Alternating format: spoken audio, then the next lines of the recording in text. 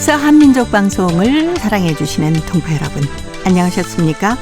보고 싶은 얼굴, 그리운 목소리 이소연입니다. 이 중국인들의 금 사랑은 이미 전 세계가 알아줄 정도로 특별합니다. 중국인들이 이렇게 금을 좋아하는 이유가 전통적으로 금은 부와 행운의 상징이다, 이렇게 여기기 때문이라고 해요. 그런데 요즘 중국 젊은이들 사이에서 아주 작은 미니 금 모으기가 유행이라고 합니다. 금콩, 금쌀, 금참외씨, 이런 아주 작은 상품을 파는 곳들이 많다고 하는데요. 그 중에서도 특히 금콩을 모으는 것이 젊은이들의 새로운 어떤 재테크 방식으로 부상하고 있다고 하는군요. 아무래도 금이 있으면 좀 마음이 든든하기도 하죠. 젊은이들의 미래도 이렇게 금빛처럼 찬란했으면 좋겠습니다. 오늘 첫 곡 트와이스가 불러줍니다. 티티.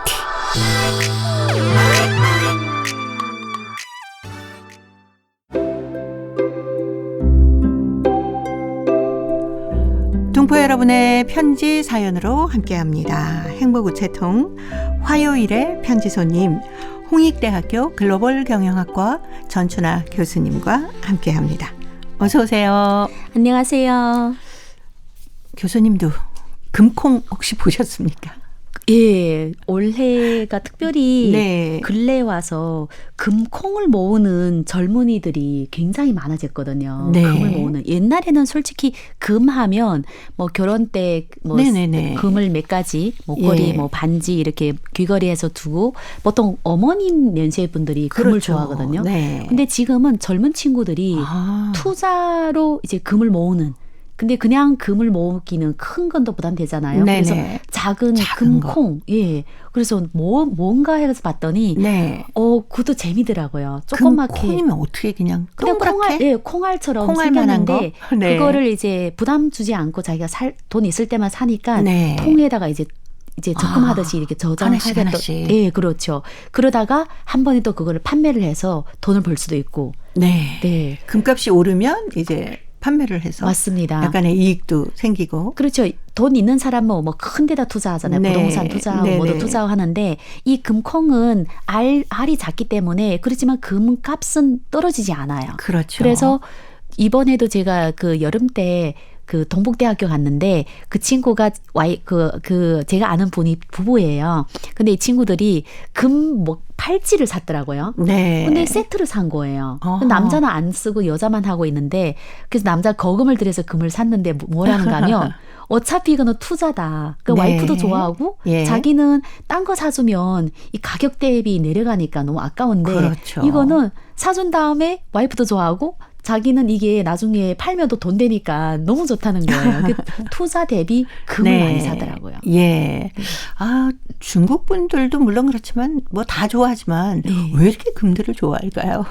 금이 황금색이잖아요. 네, 황금색. 옛날부터 무엇을 좋은 일이 있거나 아니면 좀 부의 상징으로 이렇게 이걸 착용을 하거나 아니면 어린아이도 그렇고 집에 장식으로 항상 금이 있으면 뭔가 네. 좀 더 부티나 보이고 좀 더 귀해 보이고 이랬거든요. 그러다 예. 보니까 중국 분들은 워낙 금을 좋아합니다.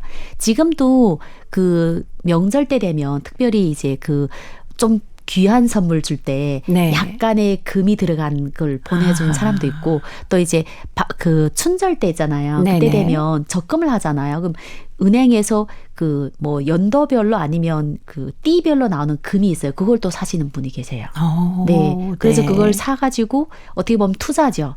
투자하면서 모으는 그런 재미가 있더라고요. 네.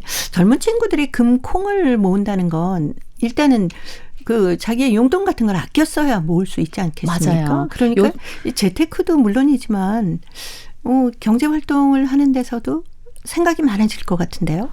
어떻게 보면 그 부담스럽 돈을 모으게 되면 바로 네. 사용할 수가 있거든요. 그렇죠. 이 돈이 얼마 있다라는 네네네. 개념이 있기 때문에 근데 금을 딱 모으게 되면 쉽게 이거를 팔아가지고 돈으로 환산한다는 그거가 번거로우니까 뭐 쉽겠지만 잘 안 바꾸잖아요.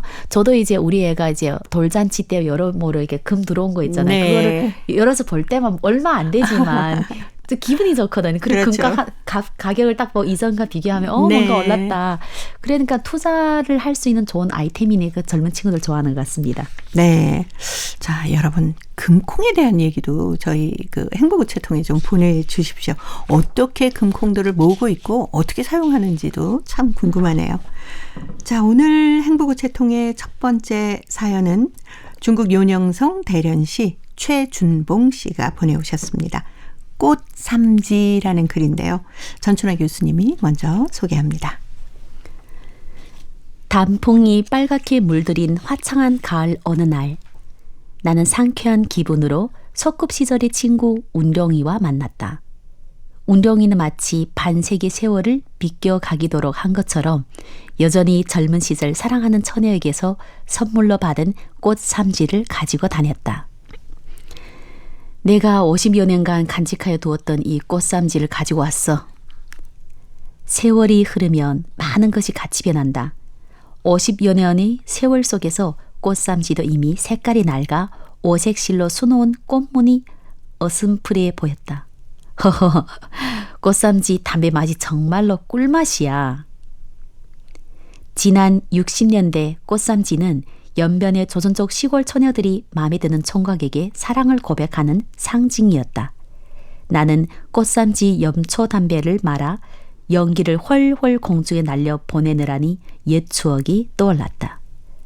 1970년 내가 해방군에 입대하기 전 어느 날 동네 량태머리 한 처녀가 나를 찾아왔다. 참군하게 돼서 축하해요. 나와 처녀는 마을 뒷동산 오솔길을 따라 올랐다. 나는 우뚝 솟은 소나무 밑에서 망망하게 펼쳐진 고향 마을을 뚫어지게 내려보았다. 처녀는 오색 실로 수놓은 꽃삼지를 나의 손에 쥐어주었다. 오빠가 돌아오실 그날까지 손꼽아 기다릴게요. 쭉. 처녀의 뜨거운 눈물이 앵두 같은 두보를 타고 나의 가슴팍을 흠뻑 적셨다. 처녀 애는 예쁘기도 생겼지만 성격도 활달하고 마음씨가 고운 여자애였다. 부대로 떠난 날 처녀는 나의 앞가슴에 붉은 꽃을 달아주었다. 기차는 기적을 울리며 서서히 기차역을 떠났다. 승리의 기쁨 안고 돌아오세요. 떠나가는 열차 뒤에 쫓아 손을 저으며 처녀는 목이 쉬도록 외치고 또 외쳤다. 나도 창문 밖으로 꽃삼지를 휘저었다. 강고한 부대 생활의 나날에도 나는 꽃삼지를 몸에다 간직하고 다녔다. 매냥 내가 그 꽃삼지를 꺼내 볼 때마다 나의 몸에서는 무궁무진한 힘이 솟구쳐 올라 부대 생활을 원만하게 끝마칠 수 있었다. 그런데 아쉬운 건 귀중히 간직해 오던 꽃삼지를 1975년 련영성 해성 지진에서 잊어버린 것이다. 그보다 더 아쉬웠던 일은 내가 퇴호하여 고향에 돌아오니 로처녀가 된 처녀는 부모의 성화에 못 이겨 유언을 지키지 못하고 시집을 갔던 것이다. 네. 이 최준봉 선생님이 얘기하시는 그 꽃삼지라는 게 뭐 담배삼지네요. 네, 거기다 맞아요. 이제 수놓아서 이렇게 선물을 하는 거군요. 그러니까 옛날에는 처녀 네. 총각들이 이제 그 편지를 주고 받는 것도 있지만 예. 선물을 주는 중에서 수노이를 굉장히 많이 했던 것 같습니다. 그래서 이전에 저희 이모담 보게 되면 네. 누구 집에 그 어느 아가씨가 바느질을 잘한다. 예. 이것도 정말 시집을 잘 갈 수 있는 굉장히 중요한 그 능력 중에 하나거든요. 네. 그래서 모든 여자분들이 다 뭔가 이렇게 보면 얘기하면서 수노이를 하거나 아니면 네. 뜨개질을 하거나 예, 아무튼 예. 바느질을 뭔가를 하는데 다 옷을 만드는 것이 아니라 뭐 수노이를 해서 그 벽에 옆에다가 이렇게 붙이는 거, 뭐 아니면 뭐 그렇죠. 창문 커튼에다 붙이는 네네. 거. 그래서 꽃삼지라는 게 아마 그렇게 순오일을 해가지고 바느질 해서 네. 그 담배 거기에다가 이렇게 하는 게 아닌가 싶습니다. 네. 그래서 이제 자기가 마음에 품고 있던 그 총각에게 선물도 하고요. 그렇죠. 네. 네. 이게 선물해 주는 게 내 마음이다. 그게 쉽게 그렇죠. 만들어진 거 아니잖아요. 한 땀 그러니까요. 한 땀 생각을 하면서. 근데 그거 보면 옛날 여자들이 훨씬 네. 더 정성을 들였던 것 같아요.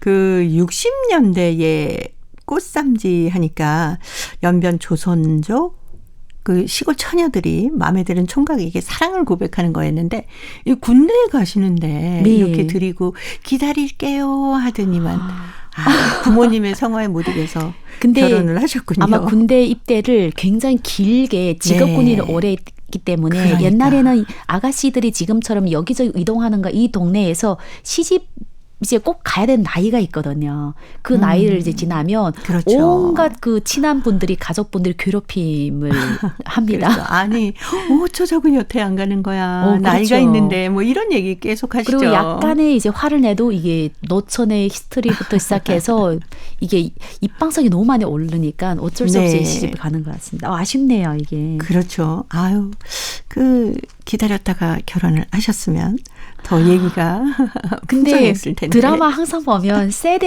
엔딩이 오래 네. 가더라고요. 근데 보니까 친구 되시는 운용 씨는 아직도 이 꽃삼지를 쓰신다고 했는데 네. 아직도 쓰시는 분들이 주변에 계십니까?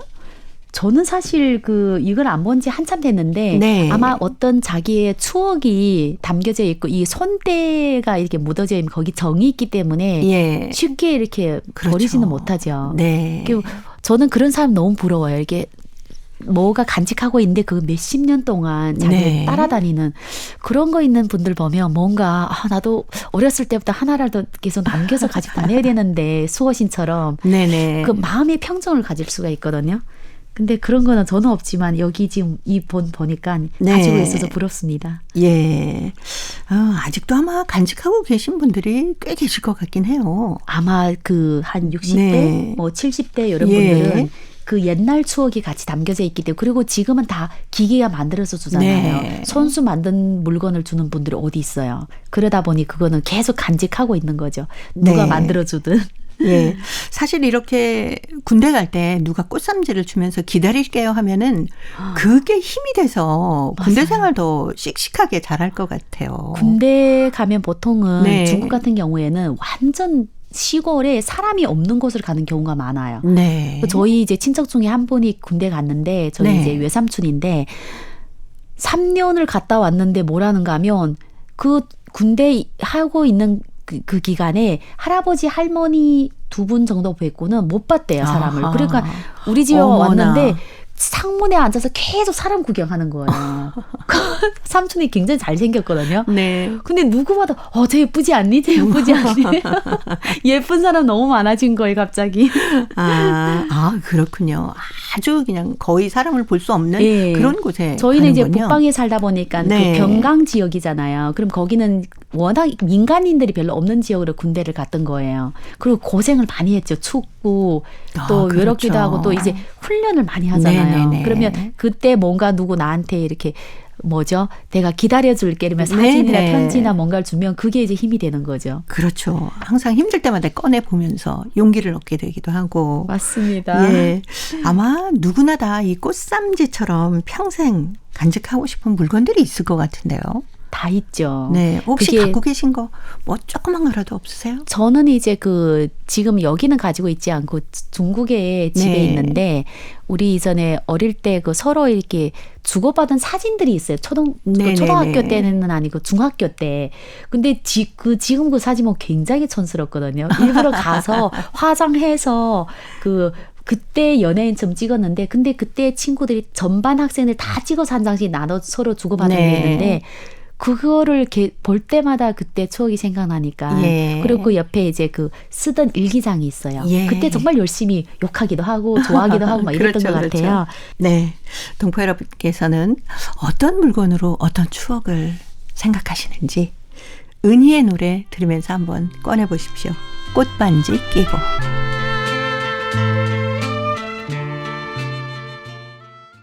동포 여러분의 따뜻한 사연으로 아름다운 추억을 만들어 드립니다.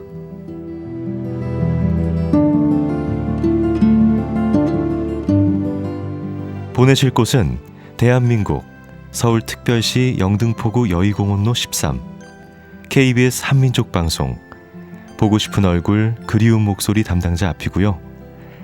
인터넷 주소도 알려드립니다. KBS 홈페이지 www.kbs.co.kr에 접속하신 다음 라디오 한민족방송 보고 싶은 얼굴 그리운 목소리를 순서대로 클릭하신 다음 청취자 참여 코너에 글을 남기시면 됩니다.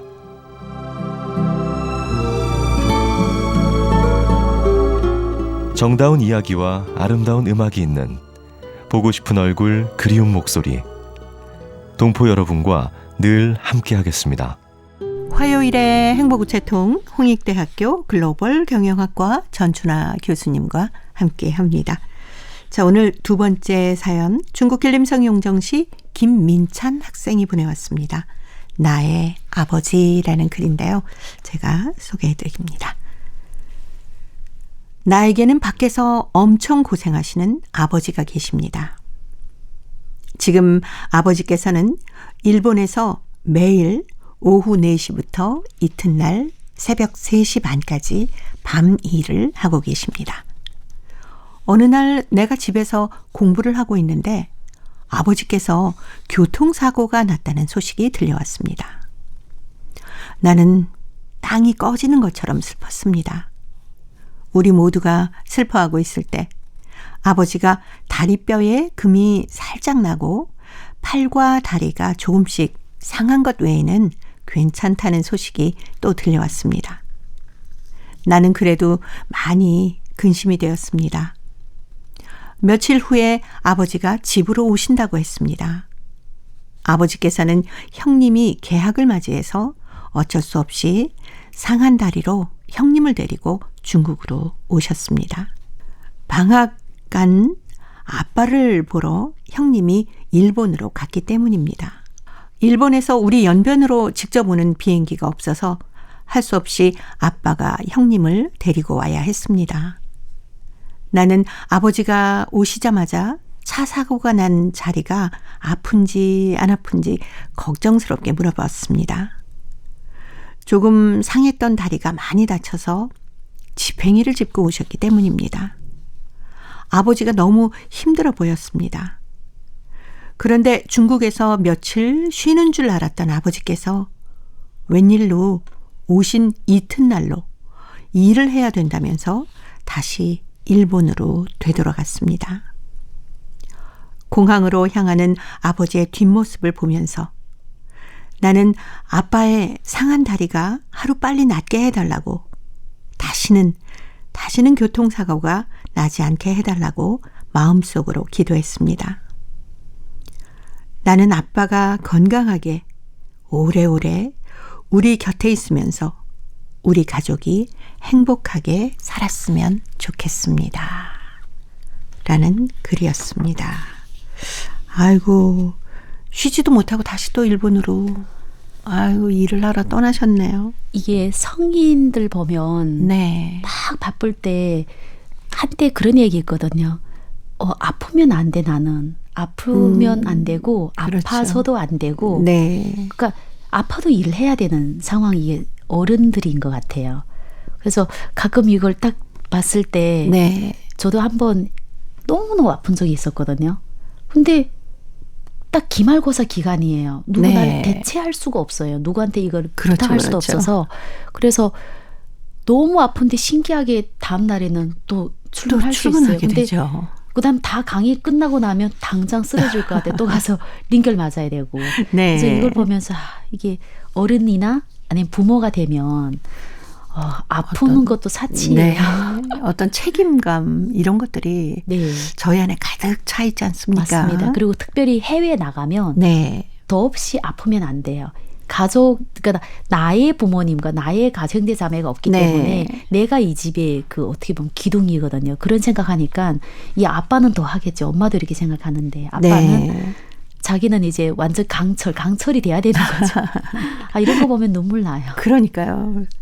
아버지들은 참 이렇게 가족들을 위해서 자신의 몸은 돌보지 않으시잖아요. 맞습니다. 예. 저는 완전 어릴 때는 정말 아빠, 엄마는 이렇게 병하고 관련 없다고 네. 생각했어요. 늘 저렇게 네. 일하시는 분. 근데 생각해 보니까 사실 아픈 적이 많았죠. 그런데 아이 3명을 키우고 우리를 보다 보니까 아파도 다 참고 약 먹고 지나가다가 어느 순간 내가 이제 좀 나이가 좀 들고 이해될 때 보니까 사실 많이 아팠던 거예요. 그렇죠. 근데 네. 아픈 티를 안 내는 네. 것뿐이죠.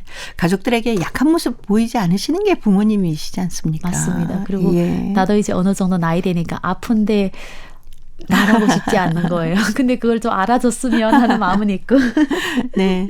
그 공항에서 아버지의 뒷모습을 보면서 참 마음이 아팠다라고 했는데 사실 아버지들의 뒷모습이 조금 나이가 먹고 나니까 그렇게 쓸쓸해 보이고 이렇게 좀 안아드리고 싶은 네. 그런 적이 꽤 있었어요. 저는 이제 학교 다닐 때 고등학교 때만 해도 우리 네. 아빠가 반에서 제일 젊은 아빠였어요. 네. 항상 꼿꼿하고 그다음 정말 이렇게 제가 키도 크지 않는데 계속 우러러보게 됐거든요. 네. 근데 어느 순간 보니까 등도 구부정하게 되고 그렇죠. 걷는 것도 다리가 어디 아프신지 약간 저름은 아닌데 그렇게 네. 시원치 않아요. 그래서 그 앞에서 걸어가는데 옆에서 보는데 너무 안쓰럽더라고요. 그래서 그냥 근데 우리가 이렇게 스킨십을 많이 안 하잖아요. 네, 어릴 네. 때부터. 그러다 보니까 안아주고 싶은 마음은 있는데 생각해보니까 뒤에서 이렇게 안아줬던 것 같지는 않습니다. 그게 정말 아쉬워요. 네.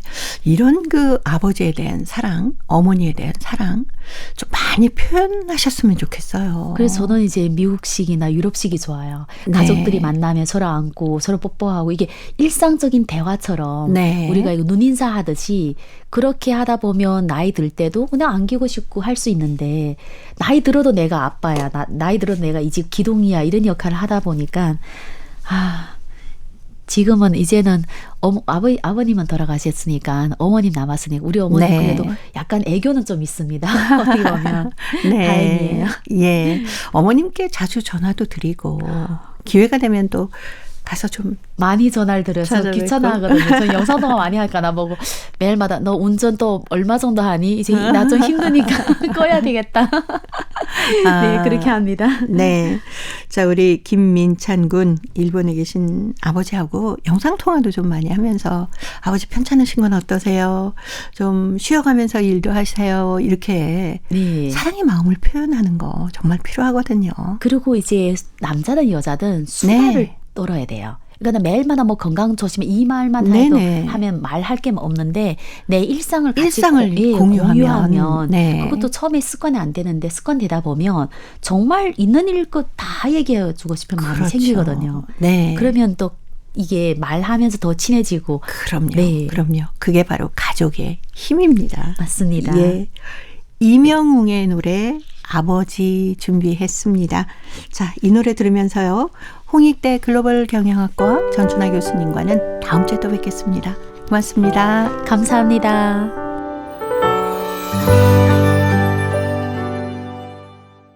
KBS 한민족방송 보고 싶은 얼굴 그리운 목소리 듣고 계십니다.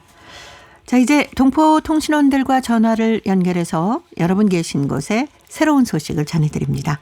통신원 리포트인데요. 오늘은 중앙아시아, 카자흐스탄 그리고 러시아 사할린 지역의 소식 준비합니다. 먼저 카자흐스탄의 김상욱 통신원 만나보겠습니다. 김상욱 통신원 안녕하셨습니까? 예, 안녕하세요. 네, 반갑습니다.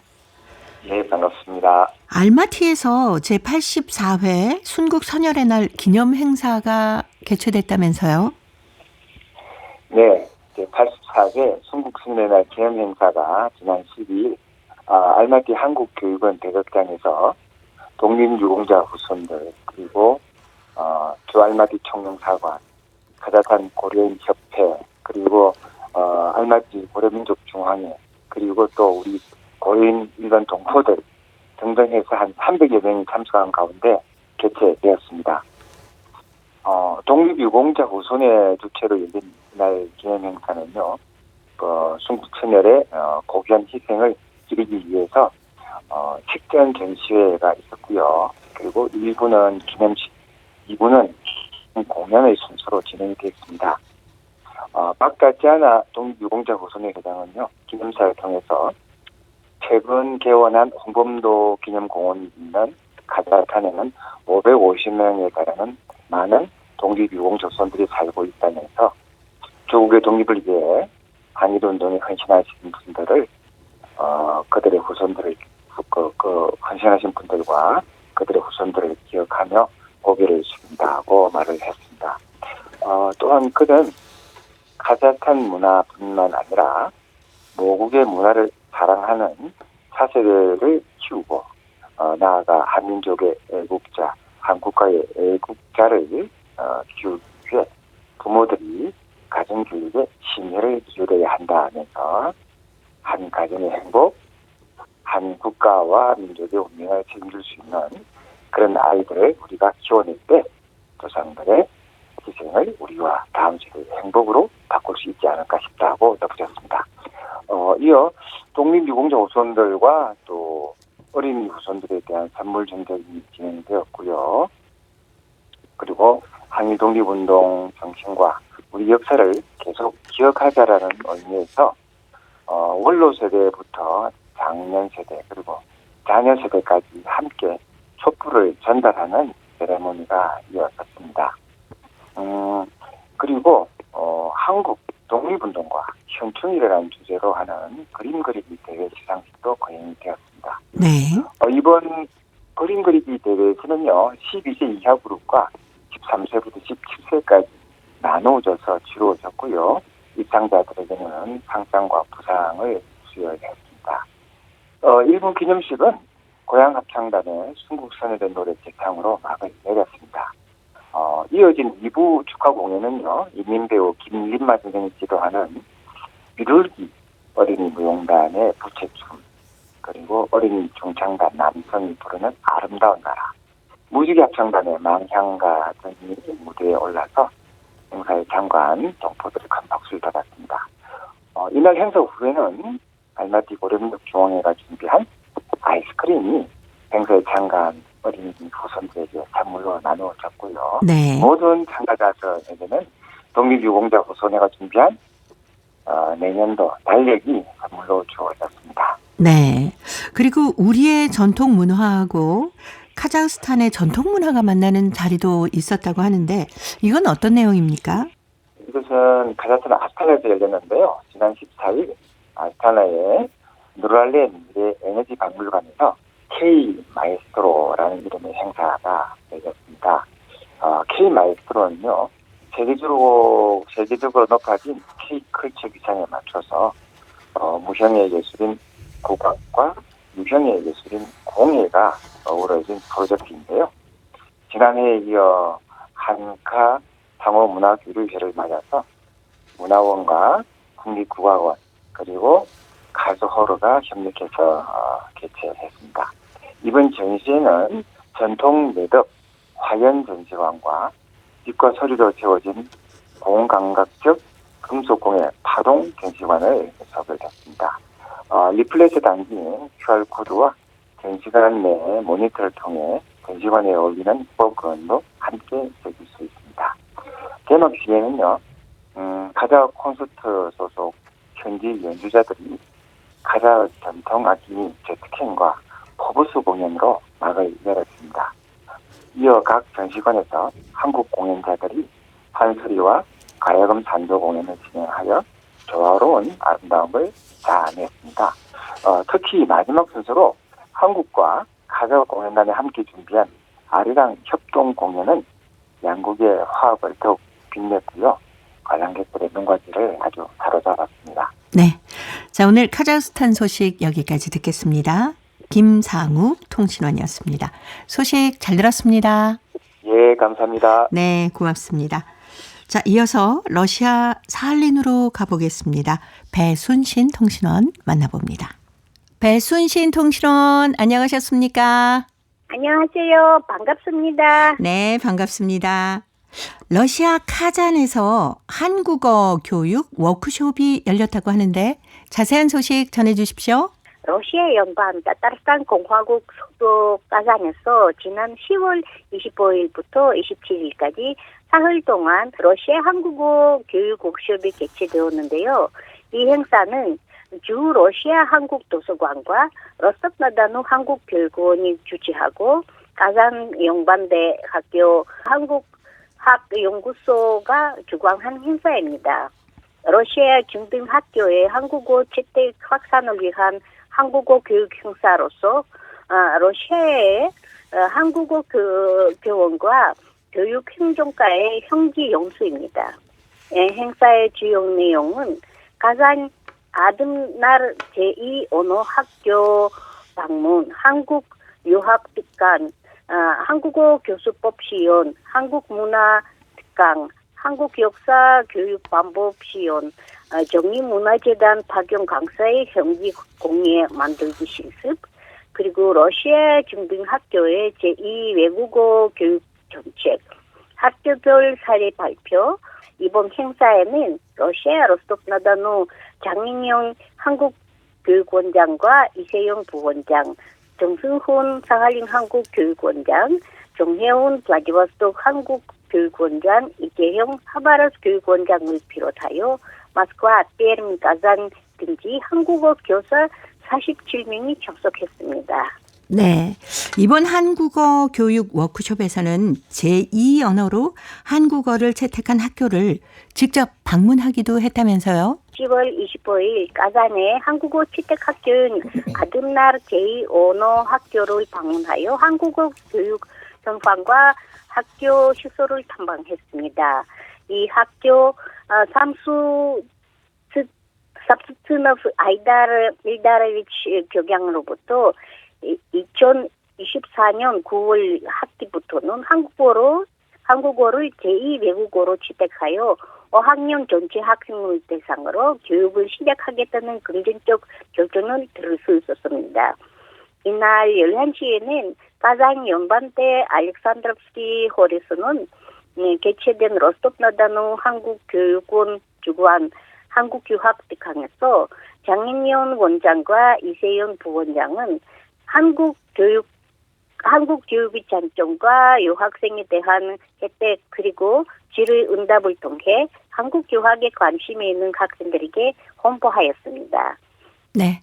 자, 오늘 사할린 소식 여기까지 듣겠습니다. 배순신 통신원이었습니다. 소식 잘 들었습니다. 네, 감사합니다. 네, 고맙습니다. 이 러시아 연방 타타르스탄 공화국 수도인 카잔에서 2023년 러시아 한국어 교육 워크숍이 개최됐습니다.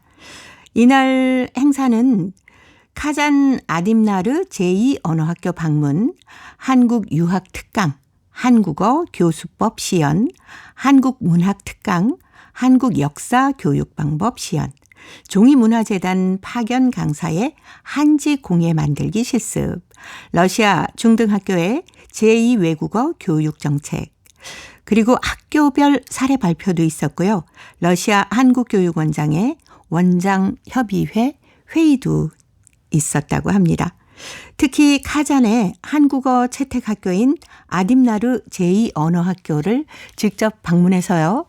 그 학교의 한국어 교육 현황, 학교 시설까지 탐방을 했는데요. 그 학교에서는 2024년 9월 학기부터 한국어를 제2외국어로 채택을 해서 5학년 전체 학생을 대상으로 교육을 시작하겠다는 결정도 들을 수 있었다고 합니다. 자, 이제 퀴즈를 통해서 대한민국의 역사와 문화까지 배울 수 있는 퀴즈 한마당 이어드립니다. 동포 여러분과 퀴즈로 하나 되는 시간. 퀴즈 한마당. 아유 여보 이것 좀 받아. 이게 뭐예요? 아이 보면 몰라 이거잖아. 아니 이 큰 걸 뭐 하려고? 내가 당신 닭볶음탕 해주려고 샀지. 여기다가 닭볶음탕을 한다고요? 네? 당신이 지난번에 여기다가 닭볶음탕 맛있다고 했잖아. 내가 그랬긴 한데. 그래서 내가 집에서 당신한테 그냥 맨날 해주려고 이걸 샀지. 아니 맨날 닭볶음탕만 먹고 살 것도 아니고. 아이고 괜찮아요. 내가 다른 것도 다 해줄게. 여기다가 하면 뭐든 다 맛있어. 그 밥도 맛있고 이 국도 맛있고. 아니, 그냥. 나도 그건 아는데 나한테 상의도 없이 이걸 사오면 어떡해요. 이게 그 깜짝 이벤트. 깜짝 이벤트 하려고 그랬지. 이벤트 핑계대고 당신이 갖고 싶어서 산 거 아니에요? 아니 뭐 그런 것도 있긴 하지. 이런 그렇지 않아도 집이 좁은데 이 큰 걸 어디다 둬요? 그러게 이거 어디다 두나 이거. 이거 치우고 여기다 두면 돼. 나 그냥 반품하면 안 돼요? 아유 안 되지 안 돼. 아니 당신이 여기다가 한 밥 먹어보면 그 반품한다는 소리 쏙 들어갈 걸? 응? 이거 너무 크잖아. 아유, 괜찮요. 당신을 누가 말려 정말. 아유 못 말려. 그러니까 나 반품 안 해도 되는 거지. 당신이 요리 다 할 거면. 그럼 알았어. 내가 여기에다가 밥하고 뭐 닭볶음탕 뭐 그냥 국 그냥 뭐 내가 다 해줄 테니까 뭐 파스타 피자 내가 다 할 테니까 그냥 여왕님은 가만히 앉아 계셔. 여왕님? 그래 맛있게 해보거라. 맛있게 해서 대령하겠나이다 여왕폐하. 예. 남편이 아내와 상의도 없이 이것을 사왔네요. 그러게요. 본인이 갖고 싶은 걸 아내 핑계를 댄 것 같은데 그래도 뭐 아내를 위해 여기에다가 요리를 해주겠다니 좋은 거 아닌가요? 이것은 주로 음식을 끓이거나 밥을 짓는 데 사용하는 우리나라의 전통 소치입니다. 네, 그리고 여기에다가 음식을 하기도 하지만 여기에다가 물을 끓이기도 하고 소여물을 끓이기도 합니다. 가마는 불을 떼는 기구이고 솥은 밥을 짓는 냄비, 그릇을 의미하는데 가마가 솥의 의미를 담고 있기도 합니다. 때문에 이것을 줄여서 그냥 가마라고도 합니다. 이것은 다리가 없고 솥바닥이 둥글고 몸체에 4개의 귀가 달려있어서 부뚜막에 걸쳐놓기 편한데요. 뚜껑도 무쇠로 만들어서 여닫을 때 편리하게 가운데에 꼭지가 달려있습니다. 네, 무쇠로 만든 이것은 열 전도율이 낮아 강한 열을 받아도 쉽게 전달되지 않는데요. 그래서 뜨거워지는 데는 조금 시간이 걸리지만 일단 달구어지면 쉽게 식지 않는 장점이 있습니다. 때문에 이것은 부뚜막 밑에서 장작불을 3개 떼면 그 열을 머금고 있다가 솥 안의 재료에 조금씩 전달해서 음식물을 속속들이 익혀줍니다. 네, 그리고 또 한 번 끓인 물을 오랫동안 식지 않게 만들어주기 때문에 밥과 국을 주식으로 하는 한국 사람들에게는 매우 유익한 조리기구입니다. 자, 여기서 문제 나갑니다. 부엌에다가 이것을 걸고 밥을 짓거나 음식을 만드는 데 사용하는 취사도구인데요. 아주 크고 오목한 이것은 무쇠로 만든 우리나라의 전통 소치입니다. 여기에다가 밥을 해먹으면 정말 맛있는데요. 이것은 무엇일까요? 자, 보기 드립니다. 1번, 가마솥, 2번, 가마꾼, 3번. 가마오지. 정답을 보내주신 분 가운데 일주일에 한 번 추첨해서 소정의 상금이나 상품을 보내드립니다. 퀴즈 한마당 지금까지 성우 이현주 최현지였습니다. 감사합니다. 저희 집에서도 어렸을 때는 여기에다 밥을 해 먹었습니다. 군부를 떼서 한 밥은 밥맛이 너무 좋았고요. 그리고 밥을 푸고 난 다음에 누룽지를 긁어 먹는 재미 또한 아주 컸던 기억이 있네요. 그런데 산업화가 되면서 이것이 점점 사라지는가 싶더니 요즘에 다시 이것을 찾는 분들이 늘고 있다는 소식입니다. 요즘 쓰는 이것은 시골에서 쓰는 이것하고는 달리 가스레인지에서도 사용할 수 있도록 아주 작고 편리하게 만들었더라고요. 이것에다 한 밥이나 음식은 다른 용기에 한 것과는 달리 맛의 깊이가 다릅니다. 동포 여러분께서는 이것 혹시 사용하고 계시나요? 이것에 얽힌 추억을 행복우체통으로 보내주시기 바랍니다. 정답은 KBS 홈페이지에 접속하신 다음에 라디오 한민족 방송 보고 싶은 얼굴 그리운 목소리를 순서대로 누르시면 청취자 참여란이 있습니다. 여기에 정답도 적어주시고 행복우체통에 사연도 보내주세요. 그리고 KBS 콩으로 정답을 보내실 때는 잊지 마시고 연락처 꼭 남겨주십시오. 여러분의 많은 참여 기다리고 있습니다.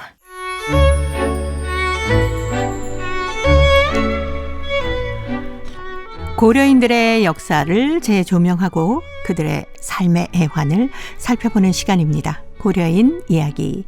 사단법인 고려인 마을 역사유물전시관의 김병학 관장님 전화로 만나봅니다. 관장님 안녕하셨습니까? 네, 안녕하십니까. 월곡 고려인 문화관이 광주 고려인 마을에 위치해 있지 않습니까? 요즘에 아주 특별한 전시가 열리고 있다고 하는데 어떤 전시인가요?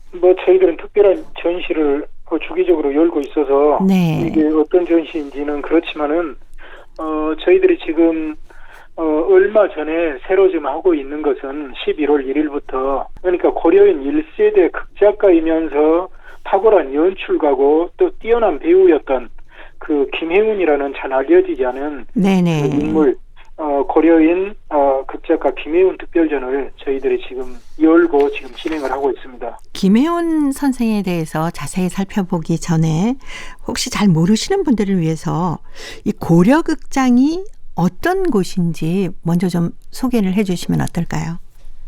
예, 고려극장은 지금 이제 카자흐스탄 국립고려극장입니다. 이것의 전신인데 지금부터 91년이 지금 넘었네요. 그러니까 1932년 9월 9일에 블라디보스톡에서 고려극장 또는 당시에는 이름이 자주 좀 바뀌어서 불렸습니다. 원동 고려극장, 고려극단 또는 조선극장 그랬는데 지금은 우리들이 통칭해서 고려극장이라고 합니다. 그 극장이 1932년 9월 9일에 블라디보스톡에서 만들어졌는데 지금 우리 한민족 역사를 통틀어서 가장 오래된 모국어 전문 연극 극장입니다. 그리고 네. 그 극장이 강제 이주의 와중에도 이렇게 전혀 맥이 끊어지지 않고 지금까지도 카자흐스탄에서 우리말로 연기하고 있는 가장 오래되고 유서 깊은 그런 극장입니다. 그런데 거기에 당시 연해주에서 정말 젊은이들이 학생들이었는데도 불구하고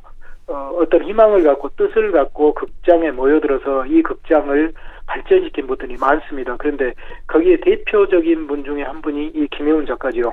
예. 참 우리 동포들에게는 정말 큰 의미를 가지고 있는 곳이네요. 그렇죠. 특히 이 극장은 물론 강제이주 이전에는 연해주에 있었을 때 우리 고려인들의 이 모국어 문화예술 기관이 참 많았습니다. 당시에는 탄압을 받기 전이니까요. 네. 380여 개의 민족학교, 200여 개의 종남소 그러니까 작은 도서관, 그리고 17개의 크고 작은 모국어 신문, 그리고 수많은 이런 조그만 소규모 극단, 극장들. 거기가 그래서 이제 고려인 문화가 꽃피었는데 강제주 되면서 이게 다 압박을 받아가지고 더 활동할 수 없고 문을 닫게 된 거죠. 그래서 강제주 때 고려사범대학이라고 우리 최고의 이 모국어 전문가를 길러낼 수 있는 대학 같은 경우는 강제로 이제 모국어를 가르칠 수 없어서 기능이 축소됐는데 그 중에서도 유일하게 이제 신문과 극장은 살아남았는데 네. 특히 극장은 강제주 돼가지고 고려인들이 한동안은 거주 이전에 그 자유를 빼앗겨가지고 그 뒤로 15, 16년 그러니까 1953년, 56년 거의 20년간 다른 지역으로 이동할 수가 없었는데 그런 기간에 극장이 순회 공연하면서 우리말로 연기하고 그들의 지친 마음을 위로해주고 예. 또 우리 노래를 부르고 또 춤을 추고 하면서 서로 동고동락 나가고 위로해줬던 그야말로 우리 뭐라고 할까요? 당시에 우리 민족 문화예술 기관으로서는 가장 큰 영향력을 미쳤던 그런 기관이라고 볼 수 있겠습니다. 예. 김혜운 선생이 고려극장의 창립 member라고 할 수도 있겠네요. 네, 그렇습니다. 김혜운 작가는 1932년 9월 9일에 처음 극장이 창립될 때 창립 멤버로 참여했고 또 제가 덧붙이자면 이분은 참 집안도 특이합니다. 그 당시 이 김혜운 선생이 굉장히 일찍 결혼을 해가지고 아내가 송따지아나라는 분이 있었는데 네. 둘 다 이 부부로서 극장에 들어가가지고 평생을 이 배우로서 극작가로서 연출가로서 같이 활동을 했고요. 또 이분의 그 아들이 있었는데 이 아들도 대의를 이어서 극장에 가수이자 모노서커스 쇼도 보이고 또 만담가로서 정말 이 고려인들을 울리고 웃겨줬던 분이고 또 이분의 손녀가 따치아나라고 있었는데 고려극장 가무단에 들어서 무의로 이렇게 활동을 했는데 지금까지 고려극장 역사상 3대가 이렇게 극장에서 이렇게 봉사한 예는 아직 없습니다. 참 여기는 그 가족들도 민족문화 예술에 이렇게 헌신했다고 볼 수 있겠죠. 네. 이 고려극장이 어떤 계기로 만들어졌을까요? 이제 이것은 이 고려인들 내면의 요구와 네. 당시에 그 소비에트 그 사회의 어떤 필요에 의해서 합작이라고 볼 수 있으면 될 것 같습니다. 왜 그러냐면 당시에 그 극장 하나를 더구나 러시아 지역에 그 세운다는 게 이렇게 아주 쉬운 일은 아니었죠. 네. 그렇지만 이 소련 사회는 당시에 그 소비에트 그 사회주의 이념을 전파하기 위해서 이런 선전 선동 수단으로서 이런 출판이나 이런 연극을 하는 극장이나 이런 그 수단으로서 필요했던 거죠. 그렇지만은 이 소련에서도 순수한 이 문화예술은 1930년대 말까지 또 유지가 됐었거든요. 네. 거기에도 나름대로 그 문학이나 문화예술에 대한 어떤 국민적인 어떤 공감대가 있어서 그 속에서 고려인들은 물론 소련 사회의 그 이념 그런 것을 선전하는 어떤 수단으로서 일부 활용되기는 했지만은 고려인들은 그 한계 내에서 우리의 그 고전, 춘향전이나 심청전이나 흥부전 같은 고전, 또 그리고 우리말로 연기하면서 우리 그 공동체를 이어나갈 수 있는 이 가장 큰 그 역할을 이렇게 거기서 찾아냈던 것이죠. 네. 고려인 이야기, 오늘은 김혜운 특별전을 마련하게 된 계기, 또 김혜운 선생이 고려극장 설립을 위해서 어떤 노력을 했는지 살펴봤습니다. 오늘도 사단법인 고려인 마을 역사유물전시관의 김병학 관장님이었습니다. 다음 주에 뵙겠습니다. 네, 감사합니다. 네, 고맙습니다. 자, 오늘도 보고 싶은 얼굴 그리운 목소리 함께해 주신 동포 여러분 고맙습니다. 내일 찾아오겠습니다.